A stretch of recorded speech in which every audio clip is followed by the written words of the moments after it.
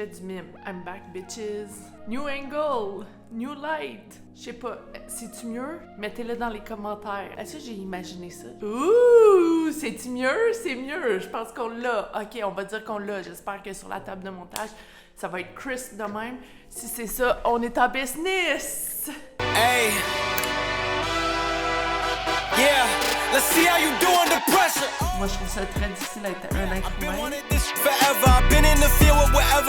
Moi, avec mon ancienne psy, j'étais sûre que j'allais genre continuer de la voir toute ma vie, puis ça n'a pas vraiment marché, mon affaire. Trauma! Ah, je suis le chaos! Bon, non, c'est pas vrai. C'est même pas vrai. J'ai genre un mini-plan. Je voulais peut-être parler de les conséquences des traumas sur ma vie. Bon, je vais faire ça, là... de faire ça en vous mimant. C'est une bonne idée? Je me rends compte dans le premier épisode, là, il y a une affaire qui me met mal à l'aise. On dirait que je suis en train de... Je vais l'adresser. Moi, l'adresser là. On dirait que dans le premier épisode que j'ai lancé, c'est comme si je dénigrais la guerre ou les traumas événementiels. Mais je dénigre pas les traumas événementiels. La guerre, c'est fucking horrible, là. Avoir un abus sexuel, c'est fucking horrible. Tout ça, là, c'est genre vraiment, vraiment horrible. Qu'est-ce que je dénigrais, c'est le fait qu'on donne tout le temps les mêmes exemples. Puis que des fois, dans l'idée de trauma, ce qu'on explique, puis genre, tu sais, genre, il y a des psys qui le disent, là, que, tu sais, il y en a pour définir si les gens ont des traumas, ils ont une espèce de fiche, puis ils ont des cases à remplir, genre. J'ai peut-être imaginé ça, mais comme dans les choix, c'est genre, c'est ces choix-là, c'est genre la guerre, les abus sexuels, peut-être je dis n'importe quoi, mais c'est ça que je dénigrais dans le sens où j'ai l'impression qu'on parle pas assez des petits traumas, d'où l'idée de trauma ordinaire, c'est que il y a aussi des impacts traumatiques à des choses de plus petite nature, répétées, qui font en sorte que on peut avoir des impacts après dans sa vie, puis en tant qu'adulte, là, tu transportes tous tes shit de childhood là, partout, puis ça peut avoir des impacts vraiment négatifs, puis j'ai l'impression qu'on n'en parle pas assez. Peut-être que je suis pas dans les bonnes communautés, peut-être que genre j'ai pas trouvé l'endroit où est-ce qu'il faut aller pour parler de ces affaires-là. Comment l'expliquer? On dirait qu'avant de savoir que c'était des traumas, parce que je peux pas dire, j'ai toujours su que j'avais des traumas, mais je comprenais le concept, je savais que genre mon enfance puis l'éducation que j'avais eue avait des impacts sur moi, mais je savais pas que ça s'appelait des traumas. Je savais pas que ça s'appelait des traumas. Puis là, des fois, ils disent les petits T, là, les traumas plus... Je sais pas comment le dire d'autrement, qui est ordinaire, là, des traumas plus de petite nature, mais des fois, c'est aussi quand je raconte mon historique, mon histoire, ou genre quand je parle de mes parents, de ma mère surtout, mais de mes deux parents, les gens peuvent trouver que j'ai plutôt des gros traumas, parce que c'est comme un mélange, tu sais, on a tout comme un mélange, tu sais, tu peux avoir... L'affaire, c'est que quand tu as des traumas initiales, après ça, dans ta vie, tu vas avoir des répétitions de ces traumas-là. C'est difficile à définir comme une seule chose, mais je vais essayer comme d'expliquer le tout de comment je le comprends, là. C'est ça, fait que là, lui, il me faisait pas sentir en sécurité, puis mes deux parents dénigraient mes émotions, fait que je suis arrivée à la conclusion de je ne peux pas me fier à mon sentiment d'être pas en sécurité. C'est-à-dire que par après, dans ma vie, souvent, je me plaçais moi-même dans une situation qui était dangereuse pour moi sans m'en rendre compte. Comme j'ai vraiment passé à un mini-cheveu d'être pris dans le trafic humain ou dans le XYZ, là, la patente de ça, là. Puis ça, c'est dernièrement cette année parce que j'étais tombée dans une talle de podcasts qui parlaient de ce genre d'affaires-là parce que c'est des sujets qui m'intéressent full, là. At large, le trauma, les miens, ceux des autres, ceux de la société, les psychologues, qu'est-ce qu'ils en disent, la psychologie derrière ça. Tout ça, là, ça me passionne vraiment parce que c'était comme... Je veux comprendre ce qui s'est passé, je veux arriver à être capable de le verbaliser, je veux, genre, m'aider. Puis, c'est ça. Puis là, en écoutant les histoires de d'autres personnes, comment ils se sont rendus dans le trafic humain, ben là, j'ai fait comme... Oh, ça ressemble beaucoup à une histoire qui s'est passée quand j'avais 11, 12, 13 ans. Je dirais plus... Ouais, 11, 12. Quand j'avais 11, 12 ans, il y a une affaire louche qui s'est passée, puis après coup, j'ai vraiment l'impression que c'était probablement ça, mais tu sais, je me suis foutue moi-même dans cette situation-là, c'est-à-dire je suis allée chez le garçon, c'est-à-dire je suis restée, c'est-à-dire... Parce que mon lien avec mon système d'alarme, là, de genre « Eh oh, ça c'est pas sécuritaire, c'est weird, va pas là », il était déconnecté. Un peu comme le fait d'avoir une mère qui était comme super grossophobe, super diète culture, mais l'affaire c'est qu'elle en parlait tout le temps, mais elle faisait jamais des actions envers se mettre à la diète, mais elle déjeunait pas le matin, mais je me rappelle mon primaire que j'avais toujours faim à l'école, puis que j'arrivais à l'école, puis que je faisais juste penser à mon dîner, puis que j'ai tout le temps pensé que c'était à cause que genre l'école ça m'ennuyait, puis comme que je trouvais ça plate, mais je pense que c'est aussi parce que j'avais littéralement une faim biologique. Fait que le lien entre ma faim et ma satiété est déconnecté aussi. Un peu comme mon lien avec, genre, comment me mettre dans une position de sécurité, je savais pas.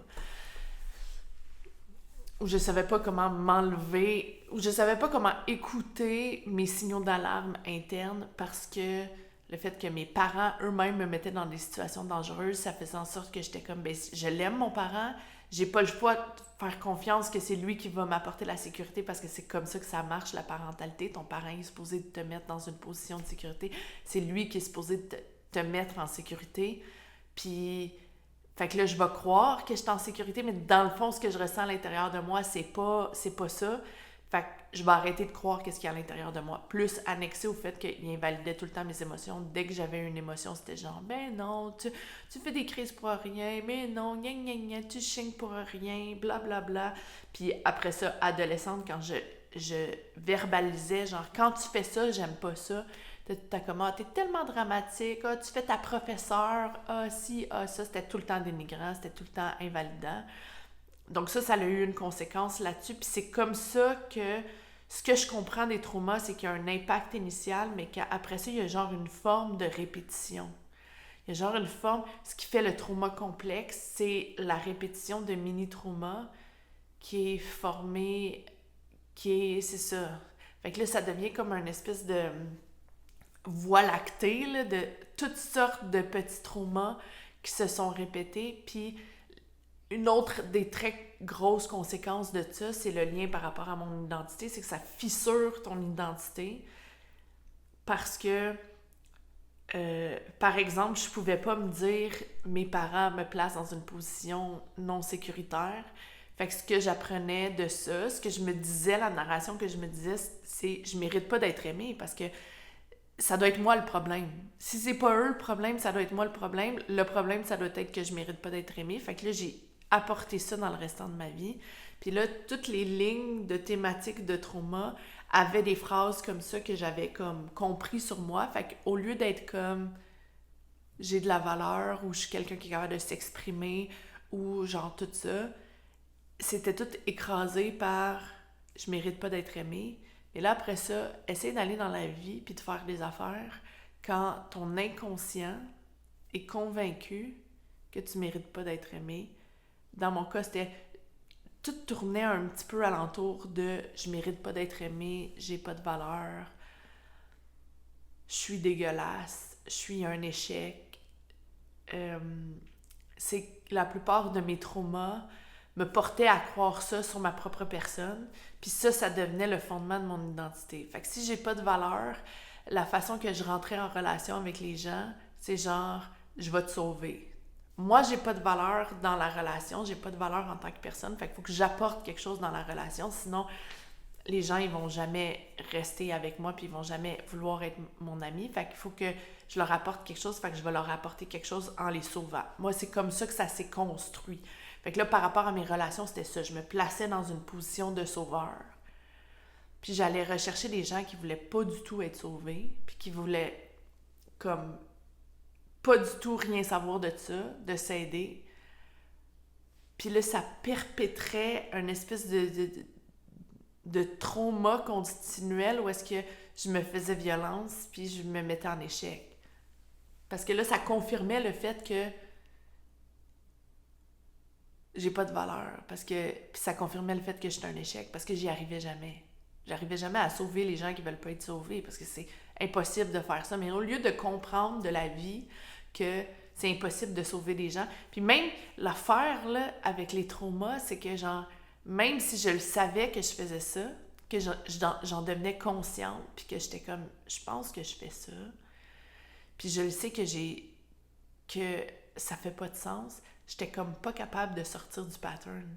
C'était comme plus fort que moi, puis c'était comme j'allais sortir d'une relation où est-ce que je faisais ça en me disant merde, j'ai encore fait ça, je me suis encore mis en échec. La personne, à un moment donné, je me rends compte, elle veut pas pantoute s'aider.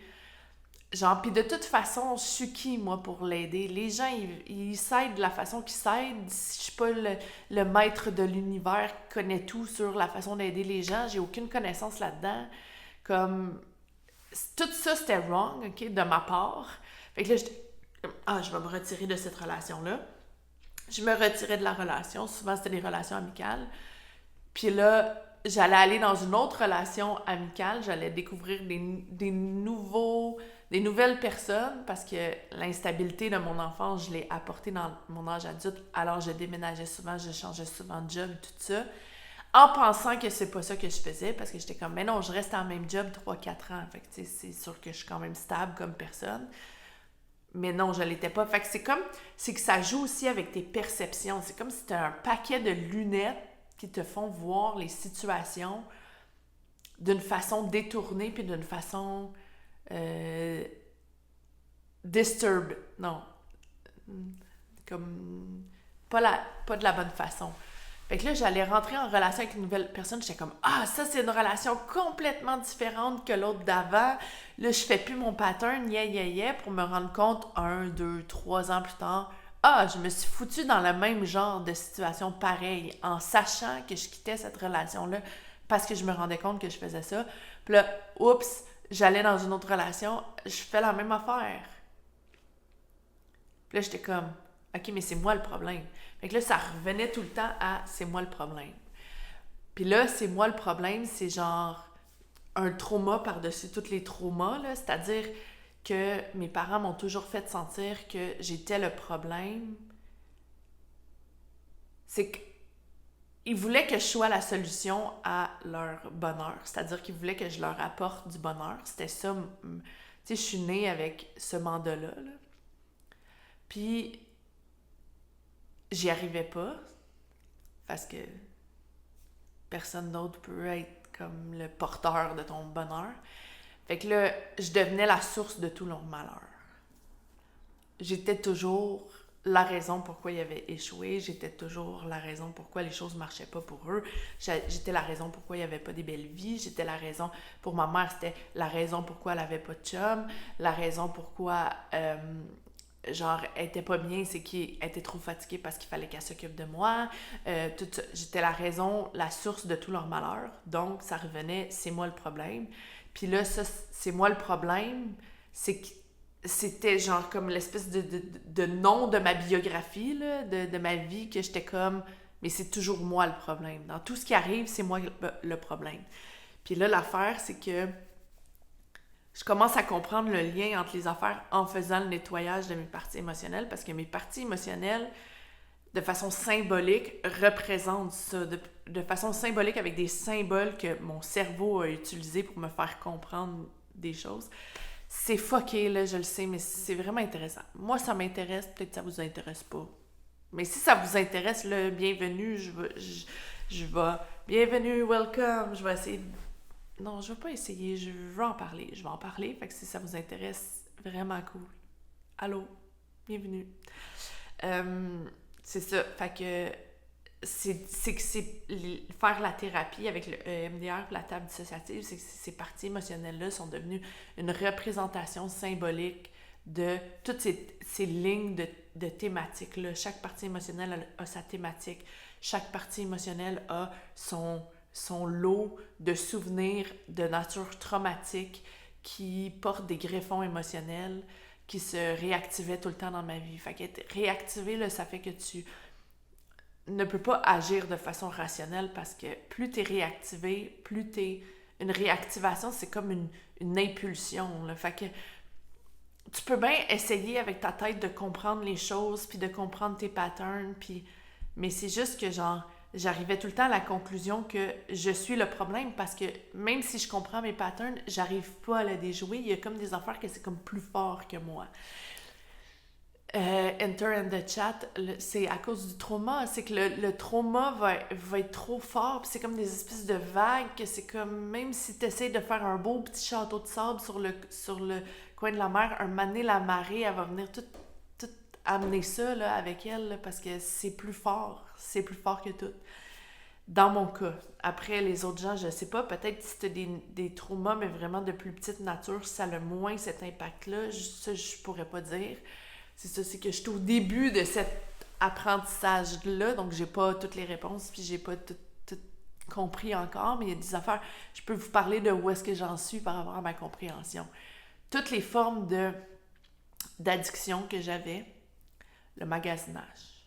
À un moment donné, pendant la pandémie, je dépensais, je sais pas, là, comme des milliers de dollars en maquillage que je portais jamais. Puis je comprenais pas d'où ça venait. J'étais comme, je le sais que j'ai pas besoin de maquillage, on peut même pas sortir dehors. Pourquoi je suis tout le temps rendue sur le site de Sephora?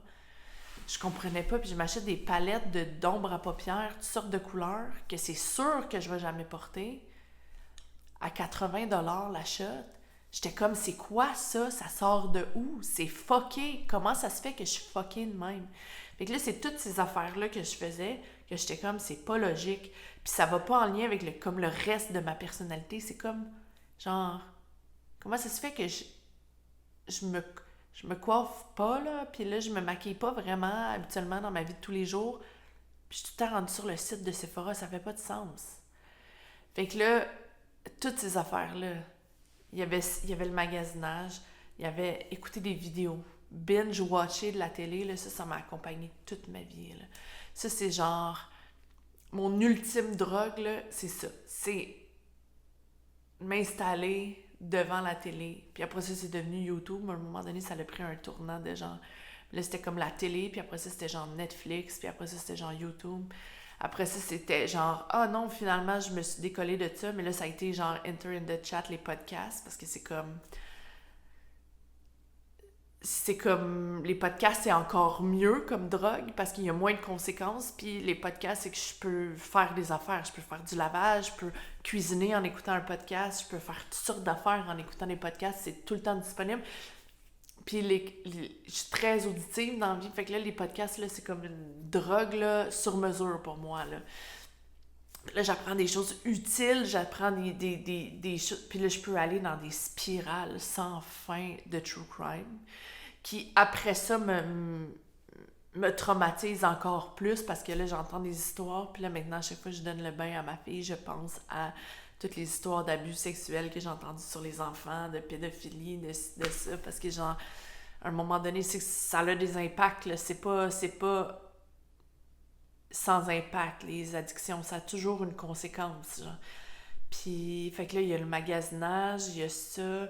À un moment donné, au secondaire, c'était le pot. Je fumais du pot à tous les jours. À un moment donné, ça a été l'alcool. À un moment donné, ça a été sortir dans les bars. À un moment donné, ça a été un an dans ma vie. Un an, là, vraiment, genre quasiment jour pour jour, là. Toutes les fins de semaine, je sortais dans les bars, puis je couchais avec quelqu'un. Fait que là, c'était genre le sexe. Mais c'était jamais satisfaisant, là, on s'entend. Mais c'était ça. J'avais, genre... C'était comme une réponse à ma solitude, à mon besoin d'affection, à mon incapacité de rentrer dans une vraie intimité puis de connecter avec les gens avec lesquels je voulais connecter, genre des gars qui m'attiraient. Fait que j'allais dans les bars, je pognais n'importe qui m'attirait pas, puis je couchais avec en pensant que ça allait répondre à un besoin, ce que ça faisait jamais. Puis après un an, j'ai fait comme... Mais tu sais, c'est ça, fait que j'ai pas vraiment été comme quelqu'un, à part la télévision...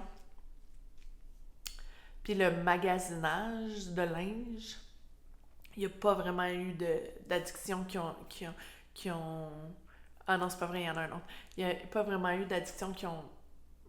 Tu sais, ça a toujours été comme une période, là, puis après ça, c'était comme, ah non, j'aime pas ça, je suis pas cette personne-là, je veux pas ça, puis là, je changeais. L'affaire avec le pot, tu sais, j'étais comme, je veux pas être comme mes parents. Mes deux parents, full poteux, full poteux. La famille à ma mère, full dans l'addiction, full dans la cocaïne. Fait que moi, je me suis toujours tenue fucking loin de la cocaïne parce que j'ai vu des gens perdre leurs dents, puis que j'étais comme, non. Le jeu, la même affaire, ça m'a jamais attirée parce que dans la famille à ma mère, il y a même quelqu'un qui est allé en thérapie pour ça parce que son addiction principale c'était le jeu, puis il a genre tout perdu, puis nanana. J'ai vu les impacts de ça, fait que je me tenais très loin de ça, puis ça n'a jamais été attirant pour moi. Les troubles alimentaires, ça c'est une addiction qui est restée aussi, puis qui, un peu comme I'm Glad My Mom Died, mais différemment, là, le livre que la fille genre sa mère lui a appris à faire l'anorexie. C'est comme si, genre, mes troubles alimentaires ont été comme imposés par ma mère. Parce qu'elle me faisait tout le temps... Quand j'ai commencé à puberté, elle faisait tout le temps des commentaires sur mon poids. J'étais tellement tannée, puis ça me faisait tellement du mal. Je souffrais tellement de ça, là, de tout le temps me faire observer, me faire commenter, me faire critiquer par rapport à mon apparence. C'était tellement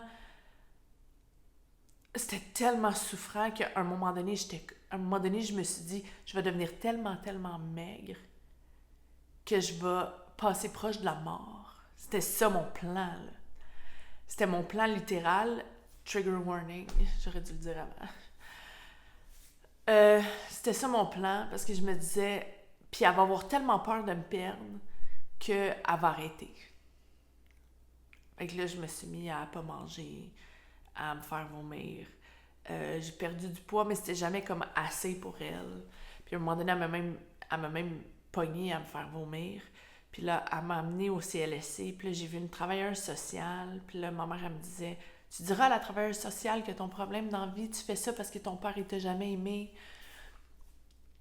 Puis là, j'allais voir la travailleuse sociale. Puis elle, avec beaucoup de pertinence, genre en 2 rendez-vous, elle était comme, je pense que t'as plus de problèmes avec ta mère, vu qu'on observe ça, puis tout ça.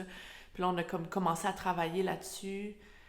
Puis elle m'a... Puis après ça, elle a dit, je pense que je suis rendue à travailler avec ta mère. Elle a rencontré un rendez-vous, ma mère. Elle a dit, il y a des choses que vous faites qui impactent votre fille par rapport à ses troubles alimentaires. Il faudrait arrêter ça. Il faudrait arrêter de commenter les corps. Il faudrait arrêter de commenter son corps, le corps des autres.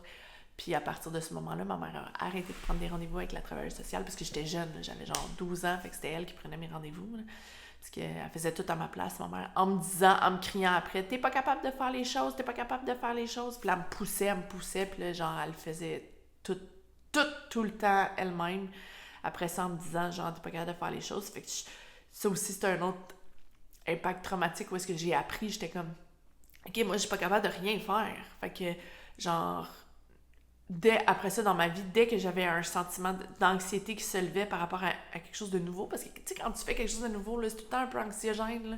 C'est normal, c'est ça la vie, là, c'est genre... Puis là, il faut que tu le fasses pour dédramatiser ton anxiété, mais moi, je me suis mis à fuir plein d'affaires, parce que j'étais comme, je suis pas capable de faire les choses, je vais pas essayer, je suis pas capable de faire les choses, fait que c'est devenu ça aussi, l'anxiété, puis tout ça, c'est devenu un réel problème qui a eu des conséquences à long terme, parce que sur le coup, c'est pas très grave si t'évites de faire des affaires sur le court terme, parce que t'es comme trop anxieuse sur le moment, sauf que ce que ça fait, c'est que ça augmente ton anxiété, puis à un moment donné, ça devient débilitant, puis à un moment donné, t'as peur de tout, puis à un moment donné, toute ta vie devient sous le couvert de l'anxiété, puis là, c'est genre...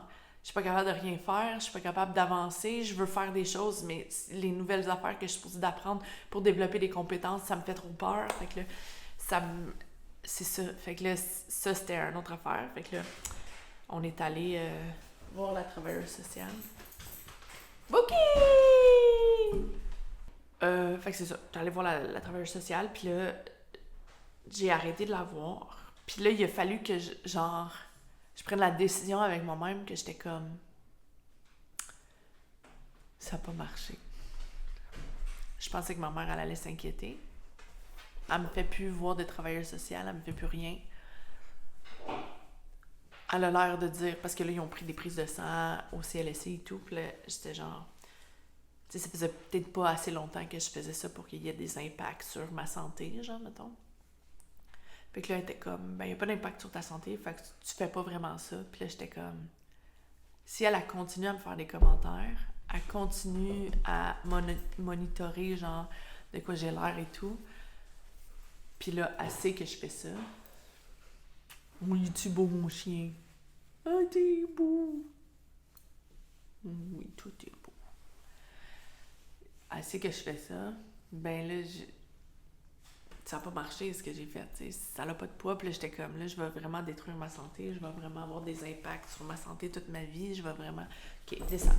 Je vais vraiment tout ça. Fait que là, j'étais comme... Je peux plus continuer de faire ça pour elle parce que ça n'a pas marché. Fait que là, en secondaire 5, j'ai décidé de recommencer à manger.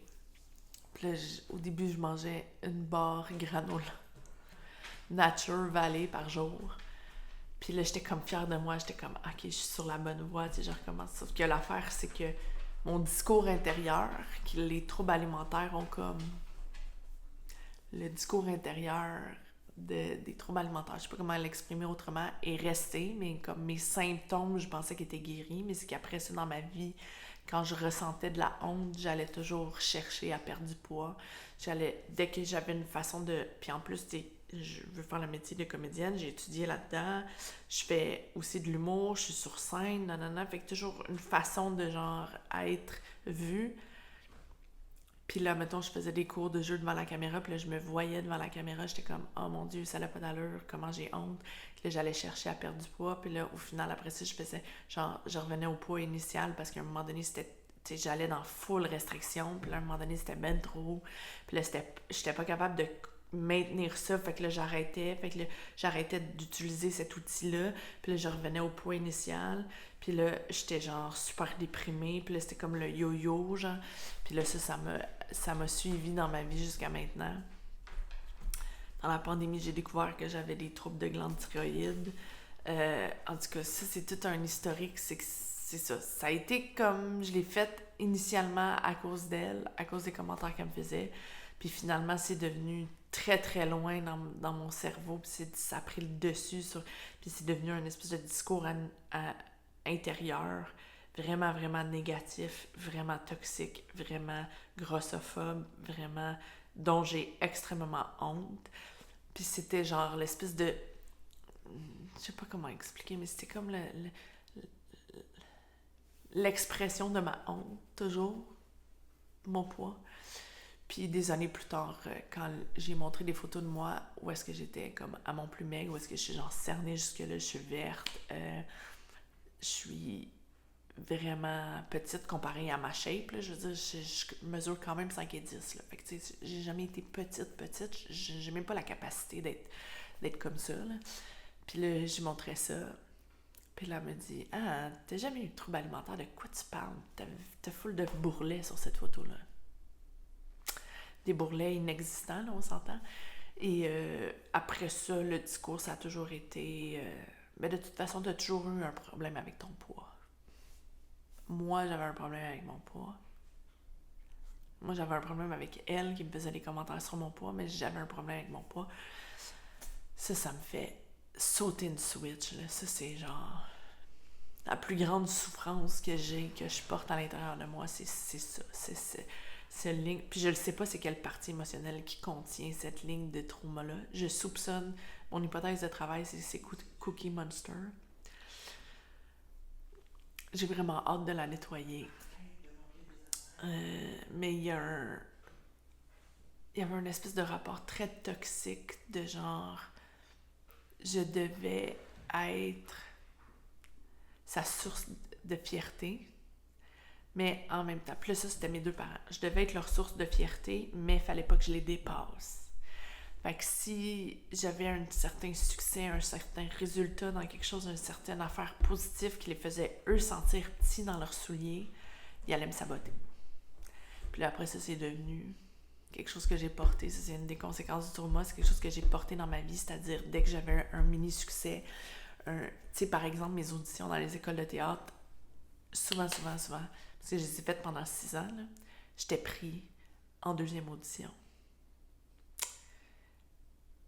Puis là, en deuxième audition, je me sabotais. J'avais pas une bonne scène adaptée, je l'avais pas bien appris, je donnais pas le jus qu'il fallait que je donne. Fait que je me suis fait dire par des juges dans toute cette historique-là de genre, t'es vraiment à ta place, c'est vraiment décevant parce que ta deuxième scène n'est pas assez prête, ou genre, il se passe de quoi dans ta deuxième scène, mais sinon t'aurais pris. Puis c'est du sabotage. Après ça, j'ai essayé de faire de l'impro parce que genre, je capote sur l'impro. J'ai toujours aimé ça, j'ai toujours vu de l'impro, nanana. Puis là, quand j'allais pour faire les auditions pour les équipes d'impro, il y avait tout le temps une impro où est-ce que je me sabotais, puis je faisais quelque chose de vraiment qu'il fallait pas faire, ou genre whatever, puis là, j'étais pas pris dans l'équipe. C'est-tu du sabotage? C'est-tu... Tu sais, c'était comme mon inconscient qui était comme vraiment fort. Puis j'avais toujours l'impression que je m'entourais de gens où j'avais l'impression que plus j'échouais à faire des affaires, plus j'essayais de faire des affaires puis j'échouais, plus j'allais être acceptée. Puis là, ça part de mes parents, dans le fond, c'est ça. C'est plus je faisais pitié puis que j'avais l'air d'essayer de faire des affaires puis que ça marchait pas, plus eux pouvaient sentir que j'étais comme eux. J'étais comme eux, puis là, c'était moins peut-être désagréable, peut-être, je sais pas. Pour eux, c'était moins... Fait que je sentais ça très jeune, j'ai senti ça. Fait que après ça, c'est devenu quelque chose que je me suis mis à faire moi-même. Puis après ça, c'est devenu le bend of my existence. C'était j'échoue tout le temps. Tout ce que j'essaie de faire, ça marche pas. Comment ça se fait que ça marche pas? Puis j'en étais plus ou moins consciente. À un moment donné, c'est qu'à force de faire la thérapie, j'ai quand même fait 12 ans de thérapie avec mon ancienne psy. J'ai quand même... Tu sais, j'ai toujours lu des livres de psychologie, j'ai toujours lu des livres de croissance personnelle. J'étais comme avide d'essayer de faire des affaires pour sortir de ma zone de confort parce que j'étais comme, le problème, c'est ma zone de confort. Le problème, c'est que je fais trop des affaires confortables. Fait que là, j'essayais tout le temps de sortir de ma zone de confort, de faire des stages qui me faisaient peur, mais tu sais, je finissais par échouer pareil, puis j'étais comme... Puis des fois, c'était même pas échouer, tu sais, pas être pris dans une équipe d'impro, là, on s'entend, c'est pas échouer à l'improvisation en général, là, c'est juste, cette fois-là, ça n'a pas marché, puis des fois, c'est juste, faut que tu te réessayes plein de fois, ou faut que tu continues, ou faut juste tu persévères, mais tout ça, mais moi, c'était comme, ça n'a pas marché, c'était un autre échec, puis là, j'allais m'arrêter là pour être sûre que ça reste un autre échec, tu sais. Il y a à peu près juste, genre... les auditions de théâtre, puis là, finalement, j'étais allée aux ateliers Daniel Fichot, puis là, finalement, j'ai fait la cohorte en plein, qui a fait en sorte que je me suis sentie, ça, j'ai finalement réussi. Mon plan initial, qui était de faire une école de théâtre, ça s'est pas passé comme je pensais du tout. C'est pas l'affaire que j'aurais voulu, parce que moi, je voulais aller à l'École nationale de théâtre, parce que c'était là que j'étais comme... Mes meilleures auditions, c'était tout le temps là, puis Lionel Gros, là. Mais après ça, fait que là, j'avais réussi, tu sais, de faire l'école de théâtre finalement, tu sais. Que là, ça, c'était comme mon premier succès. Première fois que malgré tout le... Puis, tu sais, mon ancienne thérapie a full aidé là-dedans, là. Elle a full aidé à, justement, genre, dénouer, ou genre, je sais pas, me faire miroiter. Je sais pas comment ça s'est passé, parce que mon ancienne thérapie, c'est flou, parce qu'il y avait comme pas de plan. Il n'y avait pas de plan dit ou verbalisé de voici sur quoi on travaille, voici genre... Tandis que c'était comme deux opposés de façon de fonctionner. Mon ancienne thérapie, c'était très dans le flou. Puis dans le je vais là, je raconte un peu ma vie, on parle, je me sens un peu mieux, puis après ça, je retourne faire ma vie. Puis à force de faire ça, je me connais mieux. À force de faire ça, j'ai plus de connaissance de soi, ce qui fait que j'ai un petit peu plus consciente de ce que je fais, ce qui fait qu'il y a des patterns, I guess il y a quand même des patterns qui ont été déjoués, mais il y avait des affaires qui restaient très inconscients, puis que j'avais beaucoup d'impact, tu c'est ça. Puis après ça...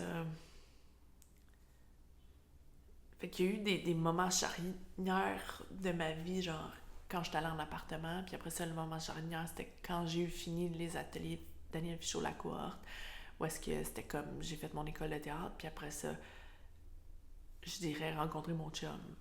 Puis là, ça fait genre 7 ans qu'on est ensemble.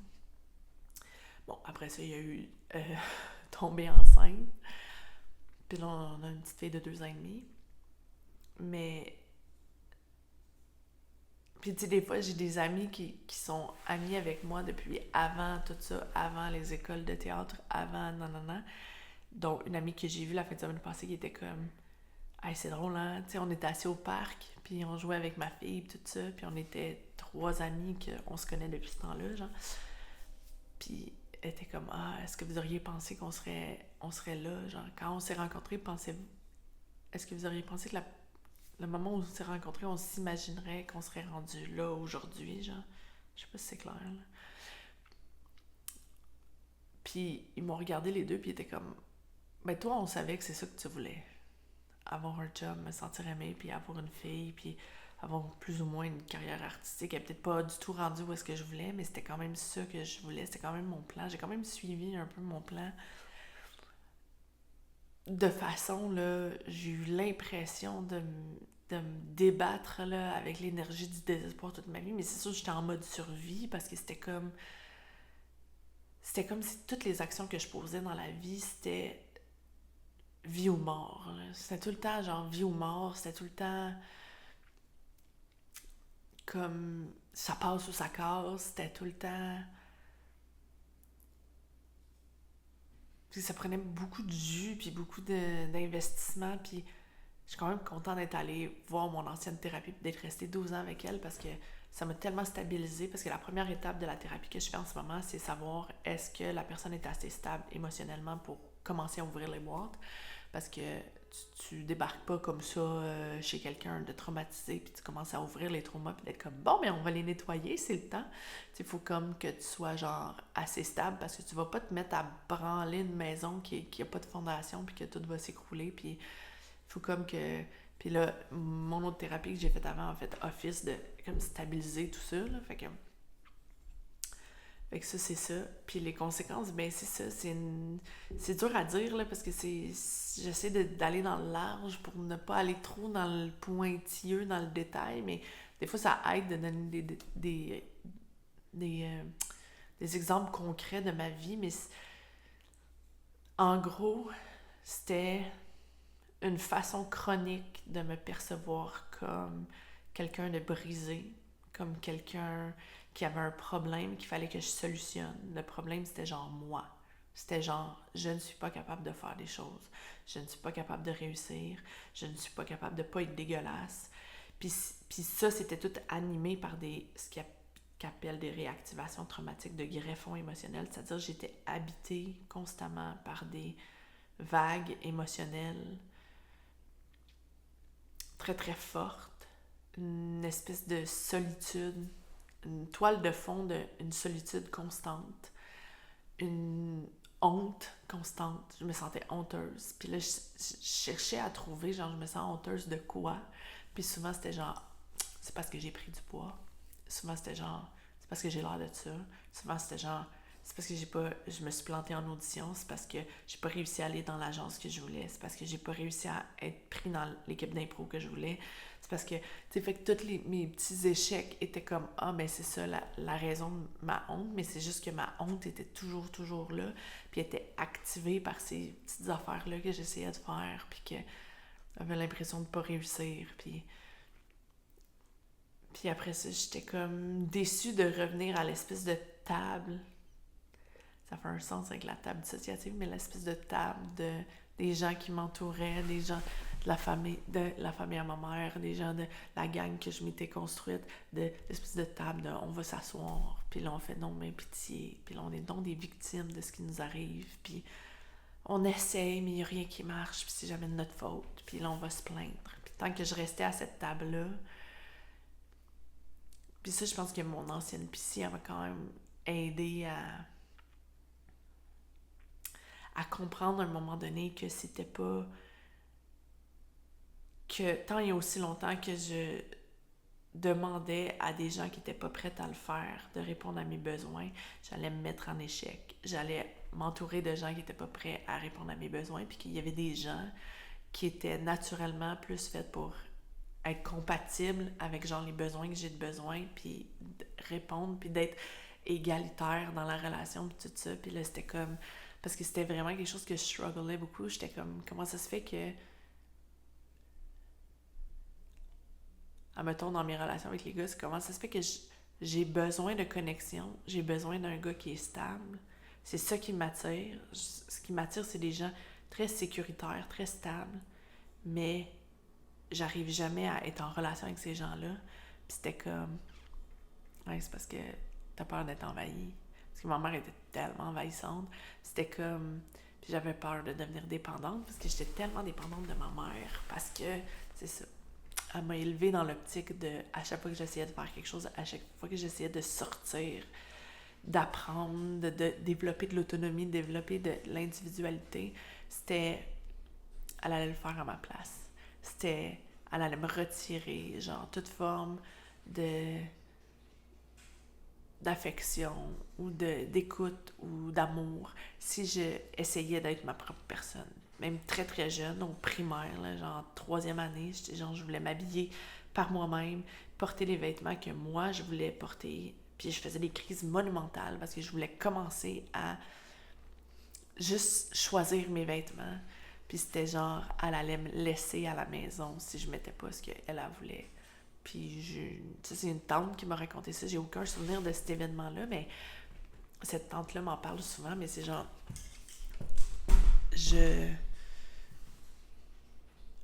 j'avais sauté sur le hood de la voiture de ma mère qui allait s'en aller parce que je voulais mettre une paire de pantalons, puis elle voulait que je mette une jupe ou je sais pas quoi, là. Puis là, elle était comme « Ok, d'abord, je te laisse ici. » Puis elle était partie, puis elle avait reculé la voiture dans l'entrée, puis moi, j'avais sauté sur le hood du char parce que je voulais pas qu'elle me laisse toute seule à la maison. Puis ma tante me racontait ça en riant comme si c'était la meilleure blague du monde. C'est pas vraiment une blague. C'est très, très traumatique comme souvenir. C'est genre... J'en ai une enfant de 2 ans et demi là, en ce moment, là, puis si elle faisait ça, là, je serais genre, qu'est-ce que j'ai pas fait de correct? Genre, c'est un enfant qui fait ça, c'est parce qu'il est en détresse émotionnelle. Là. Une détresse émotionnelle de haut niveau, là, c'est genre... Fait que là, c'était toujours ça, fait que c'était toujours... Puis les vêtements, puis je pense que c'est pour ça que j'ai une addiction à m'acheter du linge. Les vêtements, ça a toujours été ma première porte devenir mon propre individu, genre. C'est-à-dire, elle me forçait tout le temps à porter des vêtements, puis le secondaire 1-2, elle achetait quand même mes vêtements, puis là, c'était comme, on allait magasiner ensemble parce qu'elle savait que j'aimais ça magasiner, fait que là, je disais oui, mais là, après ça, elle allait m'insulter dans le magasin en disant que j'avais l'air grosse dans les vêtements que moi, je voulais porter, fait que là, on allait finir par acheter les vêtements qu'elle, elle voulait porter, que j'allais finir par porter parce que je les aimais pas, puis qu'elle allait finir par les porter. Fait que c'était ça. C'était beaucoup ça, puis là, secondaire 3, 4, 5, je me suis comme fait des amis, puis là, j'étais comme plus, j'allais magasiner par moi-même. Alors là, je gardais tout mon argent de midi qu'elle me donnait pour m'acheter du lunch. En plus, c'était dans mes troubles alimentaires et tout. Je gardais ça dans mes poches, puis là, j'allais m'acheter du linge que moi, je voulais porter. Puis là, c'était genre l'expérimentation par le fashion. C'est comme ma première porte de je deviens ma propre personne. Puis après ça, je pense que c'est resté comme une forme de genre... Peut-être c'est ça la solution à arrêter d'acheter du linge, c'est genre... C'est quoi que je suis en train de faire pour les autres, puis pas pour moi. C'est où je devrais, genre, me redevenir ma propre personne. C'est qu'est-ce que je fais, genre, en ce moment qui est pas authentique, peut-être. Je sais pas, c'est comme une piste de solution. Je vais essayer de pas trop avoir le soleil d'en face. Je me déplace comme une plante. Sauf qu'au lieu d'être pour être au soleil, je genre pour ne pas être au soleil. Je prends une gorgée de café. Du bon café froid. Cold brew, mais c'était pas ça le but.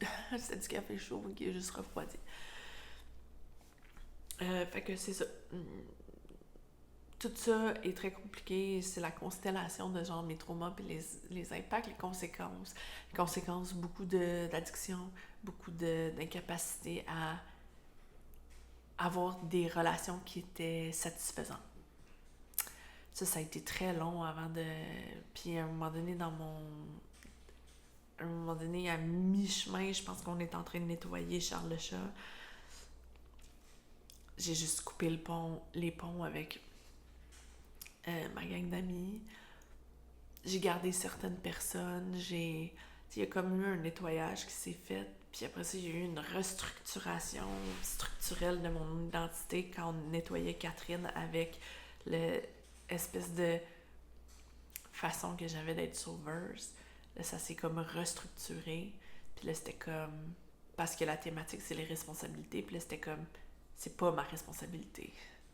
Ma responsabilité à moi, c'est de m'occuper de moi. De moi. De ma fille. De mon chien. Non, mais tu sais, comme les personnes qui sont sous ma responsabilité, mais genre, d'essayer de m'occuper le mieux possible de mes shit à moi, puis de décrocher, d'essayer de sauver les autres, puis de les amener à faire des affaires que moi, je pense que ça va les aider, ou que d'essayer d'atteindre le potentiel que je soupçonne qu'ils ont à l'intérieur d'eux, puis tout ça, premièrement, là, c'est pas fin pour les gens, là, parce que c'est comme, genre, je les prends pas tels qu'ils sont, j'accepte, tu sais, c'est comme, c'est soit que j'accepte l'amie telle qu'elle est présentement avec, genre, tout ce qu'elle est, puis tout ça, soit que, genre, je suis pas intéressée à être en relation avec cette personne-là, il y a pas de, tu sais, comme, mes relations avec les gars, c'était ça, là, je vois ton potentiel, fait que je vais essayer de, genre, activer ton potentiel, mais c'est con, ça, là, ça marche pas, c'est bien mieux de prendre quelqu'un qui est... Quand j'ai commencé à sortir avec Thierry, là, c'était genre j'ai pas besoin de faire des actions pour te faire me rappeler, te faire me montrer que t'as envie d'être là, te faire genre tu me montres déjà que t'es intéressé puis que tu veux être en relation avec moi puis qu'est-ce que tu veux c'est une relation comme ça existe. J'étais vraiment rendue là, loin dans mon affaire que je pensais que ça n'existait même pas là. Mais ma petite c'est juste parce que tu les vois pas sûrement. Puis l'affaire, c'est qu'au début, Thierry, je le fuyais. Puis après ça, c'est ça. J'ai dû apaiser quelque chose en moi puis être capable de rentrer en relation avec lui parce que c'est comme, je voulais des vraies connexions, des connexions vraies avec les gens, parler des vraies affaires, d'être authentique. Je pense que tout le monde, c'est un peu ça qu'on veut, mais c'est juste, je pense que dépendamment des traumas que tu as eus, t'es dans la capacité, t'as pas la capacité de le faire. Puis ça, mais je veux juste que les gens sachent là, qu'il y a des solutions à ça. Là.